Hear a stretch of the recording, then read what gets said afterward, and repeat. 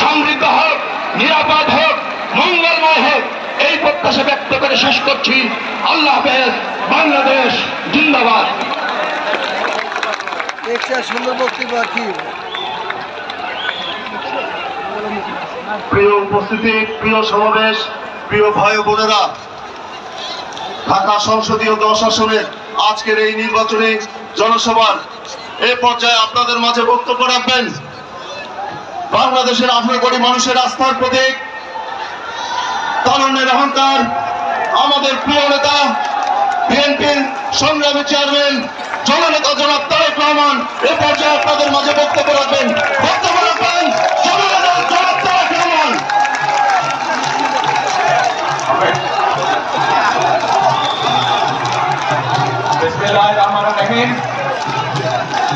আজকে ঢাকা 10-এর এই নির্বাচনী জনসভার সম্মানিত সভাপতি, আমার সামনে উপস্থিত ঢাকা 10-এর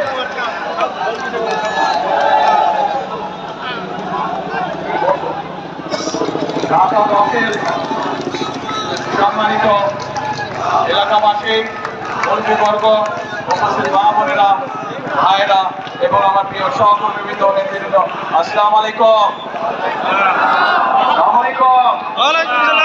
কেমন আছেন সবাই? ভালো আছেন? আপনারা সবাই তো ঢাকা 10-এর অধিবাসী, তাই না? আমারও কিন্তু ঢাকা 10-এর সাথে একটা আত্মীয়তার সম্পর্ক আছে, জানেন তো নাকি? আমিও কিন্তু আপনাদের এলাকারই বলা যায় অর্ধেক অধিবাসী, এই ধানমন্ডি। আচ্ছা, এখন ভাইরা, উপস্থিত মা বোনেরা, আজকে এই যে নির্বাচনী জনসভা, এই নির্বাচনী জনসভায় আমরা অনেক কথা বলতে পারি, আমাদের রাজনৈতিক প্রতিপক্ষ সম্পর্কে অনেক কথা আমরা বলতে পারি, বিভিন্ন জন সম্পর্কে, কিন্তু যদি আমরা এদের সম্পর্কে শুধু বলে যাই, তাতে কি জনগণ বা দেশের কোনো লাভ হবে?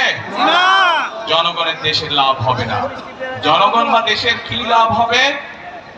যখন জনগণের ভাগ্য পরিবর্তনের জন্য কোনো পরিকল্পনা থাকবে, কর্মসূচি থাকবে একটি রাজনৈতিক দলের, এবং সে যখন সেই কর্মসূচি এবং পরিকল্পনা জনগণের সামনে তুলে ধরবে এবং জনগণ সেটি বিবেচনা করে তাকে যখন রাষ্ট্র পরিচালনার দায়িত্ব দিবে, তার ফলে যখন জনগণের ভাগ্যের পরিবর্তন হবে, ধীরে ধীরে শুরু হবে, তখনই জনগণের লাভ হবে, তাই তো নাকি?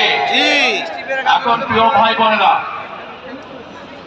এই মুহূর্তে বাংলাদেশে যে রাজনৈতিক যতগুলো দল আছে, তার মধ্যে আপনারা চিন্তা করে দেখুন, বাংলাদেশের মধ্যে একমাত্র এই মুহূর্তে বিএনপি, বাংলাদেশ জাতীয়তাবাদী দল, তারাই কিন্তু বাংলাদেশের নারীদের কিভাবে স্বাবলম্বী করে গড়ে তুলতে চায়, কিভাবে তাদেরকে শিক্ষিত করে গড়ে তুলতে চায়, সেই কর্মসূচি এবং পরিকল্পনা আছে।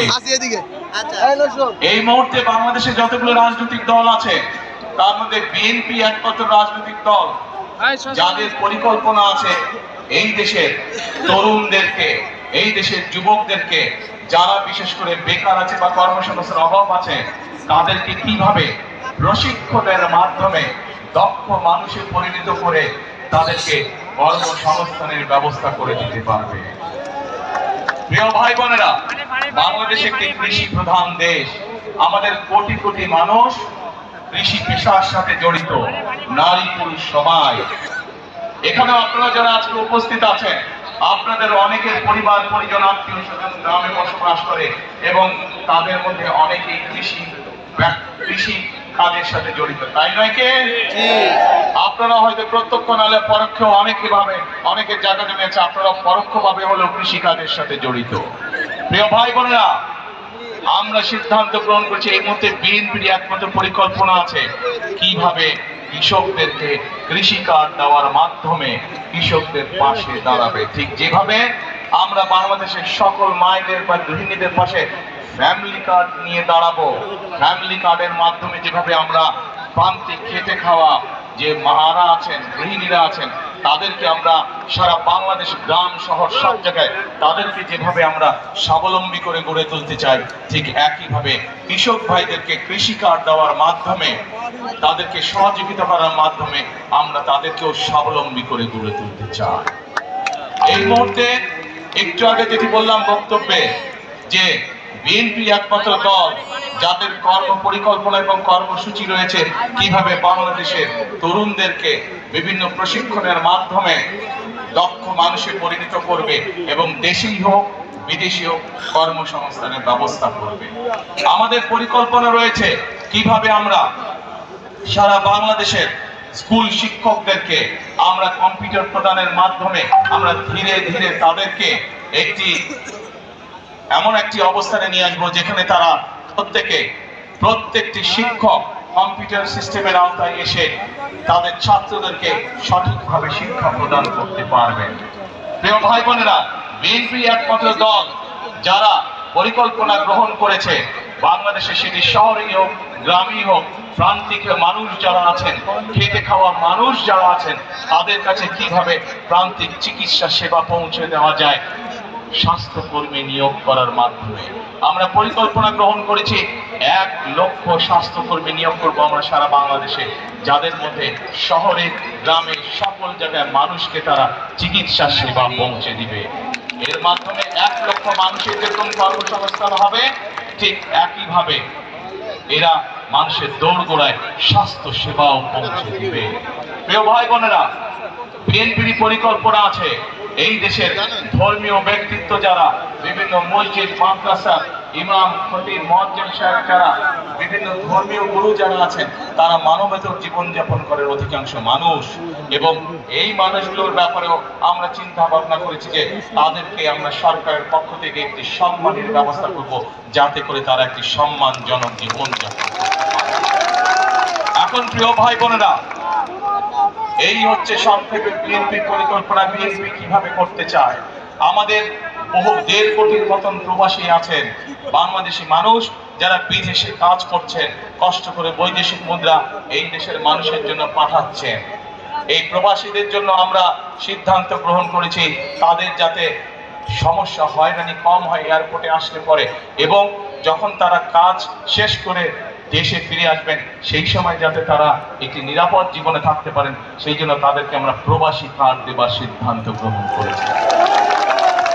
প্রিয় ভাই বোনেরা, এইগুলো হচ্ছে বিএনপির পরিকল্পনা। এরকম আরো পরিকল্পনা আমাদের রয়েছে।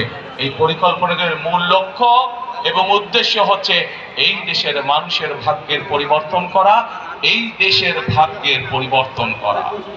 যেই কথাটি প্রথমেই বলেছি ভাই বোনেরা, এই মুহূর্তে বিএনপি একমাত্র রাজনৈতিক দল যাদের সামনে পরিকল্পনা আছে, যাদের সামনে দেশ এবং জনগণের জন্য কর্মসূচি আছে, এবং সবচাইতে বড় ব্যাপার, বিএনপি একমাত্র রাজনৈতিক দল যাদের এই মুহূর্তে দেশ পরিচালনার অভিজ্ঞতা রয়েছে। শহীদ রাষ্ট্রপতি জিয়াউর রহমান যে সময় দেশ পরিচালনা করেছিলেন, উনি দুর্ভিক্ষ কবলিত একটি দেশে খাদ্য উৎপাদন বৃদ্ধি দ্বিগুণ করেছিলেন, এবং শুধু তাই নয়, সেই খাদ্য উৎপাদন দ্বিগুণ করে উনি বিদেশে পর্যন্ত খাদ্য রপ্তানি করেছিলেন।